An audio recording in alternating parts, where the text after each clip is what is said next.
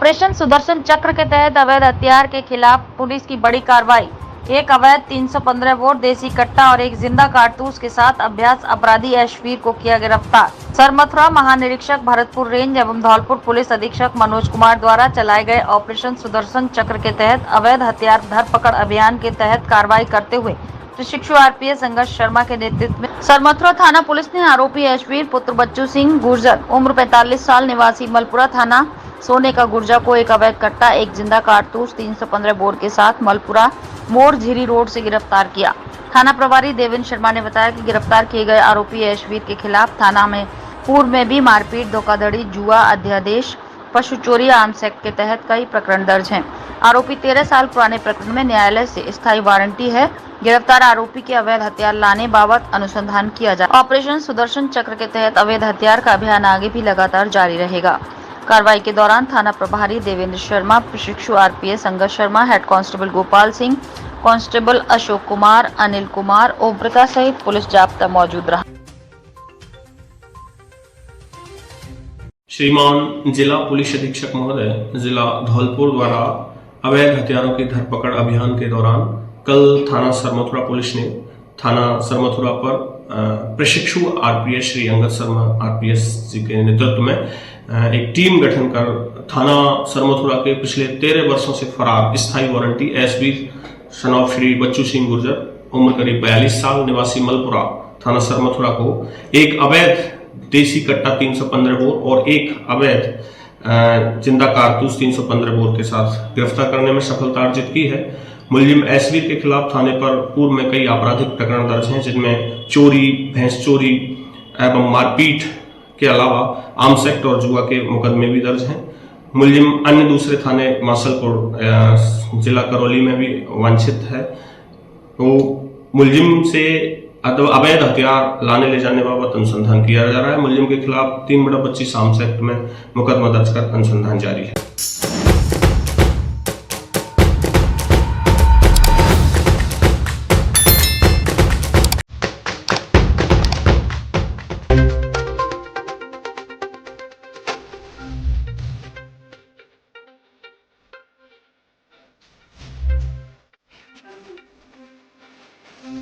Deputy CM Keshav Prasad Maurya ने विपक्ष पर साधा निशाना। खबर औरैया से। इस समय नगर निकाय चुनाव को लेकर हर तरफ राजनीतिक दल अपने अपने दावे कर रहे हैं, जहां पर सभी दलों के इस समय नगर पालिका के अध्यक्ष या नगर पंचायत के अध्यक्ष अपनी जीत का दावा करते नजर आ रहे हैं। वहीं पार्टी के बड़े नेता भी अपने दल के प्रत्याशियों को लेकर वोटिंग की अपील कर रहे हैं। जनपद औरैया के कस्बा अजीतमल की त्रिवेदी गेस्ट हाउस में पहुंचे डिप्टी सीएम केशव प्रसाद मौर्य ने जनसभा को संबोधित किया, जिसमें उन्होंने भारतीय जनता पार्टी के नगर पालिका अध्यक्ष और नगर पंचायत अध्यक्ष व पार्षद को लेकर वोट की अपील की। उन्होंने कहा, जहां पहले आपने डबल इंजन की सरकार बनवाई थी, आप ही बनाएंगे ट्रिपल इंजन की सरकार। वहीं सपा बीएसपी पर भी जमकर निशाना साधा। बीजेपी की सरकार ने किसानों को खेतों तक पानी दिया, हर घर को उजाला दिया, सभी तरफ खुशहाली है। और यह जिले की 7 नगर निकाय की सीटों पर कमल खिलाएंगे, हर योजना का लाभ पहुंचाने का काम करेंगे। नगर निकाय चुनाव को पहले ही सपा की साइकिल पंचर हो गई, बस टोना बाकी है। बीजेपी सबका साथ सबका विकास करती है। अखिलेश यादव जी और उनके समर्थकों के विचार के दलदल हैं, कुछ का साथ कुछ का विकास करते हैं। अगर कोई यहाँ बैठा हो, बाजार में जाइए, अगर हमने किसी हिंदू मुस्लिम के साथ भेदभाव किया हो, ये अगला पिछड़ा वर्ग की त्रिवेणी है। सभी जगह कमल खिल रहा है। नगर निकाय के चुनाव में केवल कमल खिल रहा है। चारों तरफ कमल का फूल खिल रहा है। कमल का फूल सुशासन, विकास, सुरक्षा की गारंटी है, रोजगार की गारंटी है। गरीब कल्याण के लिए बिना भ्रष्टाचार से गरीबों का हक गरीबों तक पहुंचाने की गारंटी है। हर घर तक नल से जल पहुंचता है। हर खेत तक सिंचाई के लिए पानी की सुविधा दी जा रही है। हर घर तक जहां अंधेरा था वहां उजाला बिजली पहुंचाई जा रही है। चारों तरफ खुशहाली है। सबने मिलकर के संकल्प लिया है कि सभी 7 नगर निकाय में कमल का फूल खिलाएंगे। और मैंने भी लोगों को आश्वस्त किया है कि डबल इंजन की सरकार को आप ट्रिपल इंजन बना दीजिए। जो विकास की योजनाओं को आप भेजेंगे, उसको प्राथमिकता के आधार पर सरकार आपने पहले ही कमल की डबल इंजन की बनाई है, ट्रिपल इंजन बनाएंगे तो हर योजना का लाभ यहाँ के नगर निकायों तक पहुँचाने का। सर, वहाँ सपा बसपा भी जो है अपना दावा कर रहे हैं। कहाँ? नगर निकाय के चुनाव के लेके सबसे आगे। नगर निकाय के चुनाव से पहले ही सपा की साइकिल पंचर हो गई, केवल भ्रष्ट होना बाकी है। बाकी वर्तमान समय में अखिलेश यादव का कहना है कि बीजेपी पार्टी हिंदू मुस्लिम की राजनीति करती है। भारतीय जनता पार्टी सबका साथ सबका विकास की राजनीति करती है। श्री अखिलेश यादव जी और उनकी पार्टी के समर्थक जो विचार के दल हैं वह कुछ का साथ कुछ का विकास करते हैं। आप यहाँ कोई बैठा हो या कहीं बाजार में जाइए, आप पूछिए क्या हमने हिंदू मुसलमान के बीच में भेद किया है क्या? हमने अगड़े पिछड़े के बीच में भेद किया है क्या? भाजपा ही अगड़ा पिछड़ा अनुसूचित वर्ग की त्रिवेणी है और इस त्रिवेणी में कमल खिल रहा है। और यह त्रिवेणी जैसे अगड़ा पिछड़ा दलित की है वैसे केंद्र सरकार, प्रदेश सरकार, नगर निकाय सरकार या ट्रिपल इंजन सरकार विकास की गारंटी। जहाँ एक तरफ बीजेपी हमेशा सपा और बसपा और कांग्रेस पर निशाना साधती है, वहीं बीजेपी सांसद भूषण जी के द्वारा अखिलेश जी की तारीफ की जाए, क्या करें?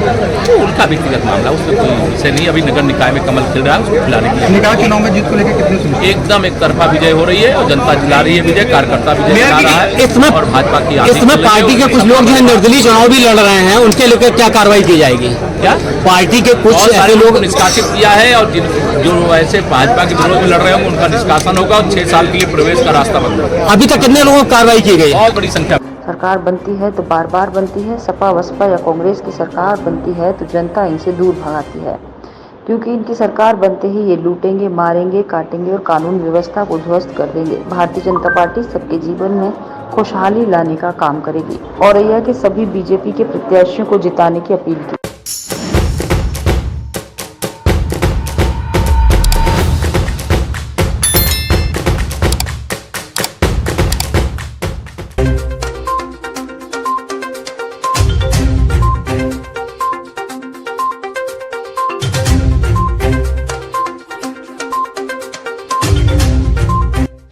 निकाय चुनाव को देखते हुए पोलिंग पार्टियों की रवानगी हुई शुरू। खबर जालौन से, जहां 4 मई को होने वाले निकाय चुनाव को लेकर पोलिंग पार्टियां रवाना हुईं, जिसमें प्रेस वार्ता कर जिलाधिकारी चांदनी सिंह और पुलिस अधीक्षक इरज राजा ने बताया कि निकाय चुनाव को देखते हुए पोलिंग पार्टियों की रवानगी शुरू हो चुकी है। जालौन में कल 4 नगर पालिकाओं और 7 नगर पंचायतों और 185 वार्ड सभासदों के लिए वोटिंग होगी, जिसमें 3,97,078 मतदाता करेंगे अपने मत का प्रयोग। 150 मतदान केंद्र और 467 मतदेय स्थल बनाए गए हैं। शासन ने सुरक्षा के कड़े इंतजाम किए हैं। नगर पालिका व नगर पंचायतों को 12 जोन 52 सेक्टर्स में बांटा गया है। 100 मीटर के दायरे में अनाधिकृत व्यक्ति व वाहनों पर रोक रहेगी।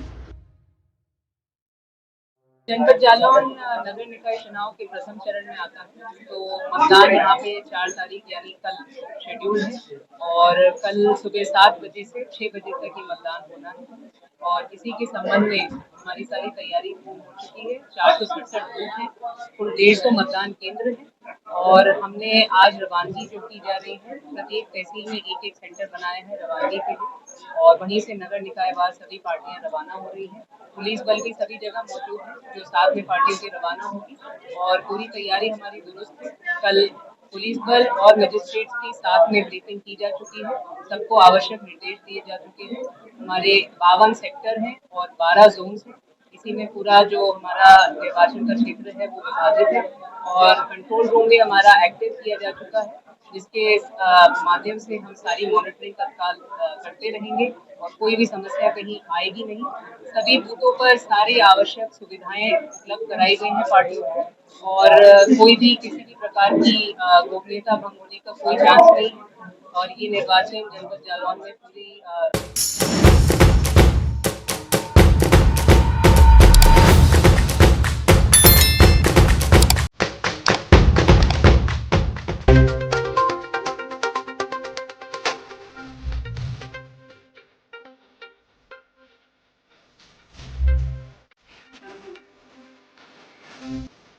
तस्करों ने गौशाला में घुसकर की गौकशी। विरोध करने पर 3 लोगों को जमकर पीटा और बांधकर फेंक गए।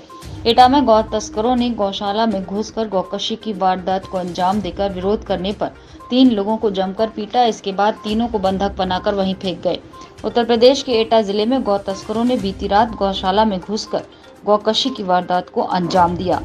लोगों को जानकारी हुई तो बड़ी संख्या में हुजूम उमड़ पड़ा। घटना को लेकर लोगों में आक्रोश है। सूचना पर पहुंची पुलिस ने लोगों को समझा बुझाकर शांत किया। गौवंशों के अवशेषों को गड्ढा खुदवाकर जमीन में दफनाया गया। मामला कोतवाली देहात क्षेत्र के मनसुखपुर गांव स्थित गौशाला का है। यहां बीती रात गौ तस्करों ने 10 से अधिक गौवंशों की हत्या की। तस्कर मांस लेकर फरार हो गए, जबकि अवशेष वहीं छोड़ गए। इसी समय लखीमपुर गांव निवासी हृदेश कुमार, इनका बेटा शिवम और गांव का ही गौरव उधर से निकले। इन्होंने तस्करी का विरोध किया। इस पर आरोपियों ने इन पर हमला बोला और जमकर पीटा। इसके बाद बंधक बनाकर गौशाला में फेंक दिया। घटना से लोगों में खासा आक्रोश है। लोगों को जानकारी हुई तो क्षेत्रीय लोग भी मौके पर पहुंचे। सूचना पर भारी संख्या में पुलिस बल भी पहुंच गया। पुलिस ने तीनों घायलों को अस्पताल भेजा। यहां से हृदेश और गौरव को गंभीर हालत में आगरा रेफर किया गया। एक दिन पहले भी मिले थे 6 गौवंशों के अवशेष। पुलिस ने जेसीबी बुलाकर गौवंश के अवशेष को जमीन में दफनाया। इससे पहले सोमवार की रात भी तस्करों ने गौकशी को दिया था अंजाम।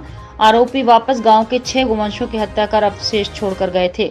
स्थानीय लोग दोनों ही घटनाओं को पुलिस के लिए खुली चुनौती के रूप में देख रहे हैं।